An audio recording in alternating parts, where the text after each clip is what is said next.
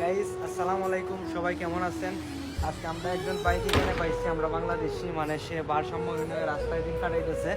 এখন আপনারা যদি তাকে চিনে থাকেন, কেউ কারো পরিবার তা কারো ফ্যামিলির লোক হয়ে থাকে, অবশ্যই তার খোঁজ করবেন এবং তাকে আমরা ফ্যামিলির কাছে পৌঁছে দেওয়ার জন্য অনেক চেষ্টা করব। আমরা তার আশেপাশেই থাকি, আজকে এখানে তারে পাইলাম।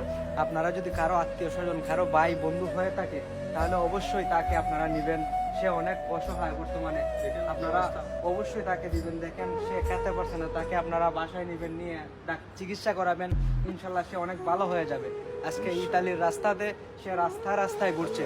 আপনারা কোথায়, মানবতা কোথায় চলে গেছে? আমার দেশের বাড়ি ভাই, আমার জীবন দিতে আইছিলাম হ্যাঁ ভাই, বিদেশে, জীবন থুয়ে আইতো, জান থুয়ে আইতো বিদেশে। আপনার দেশের বাড়ি কোথায় ভাই? আমার দেশের ভাই মাদারি, তার দেশের বাড়ি মাদারীপুর। সে এখন ভারসাম্যহীন হয়ে রাস্তায় আছে।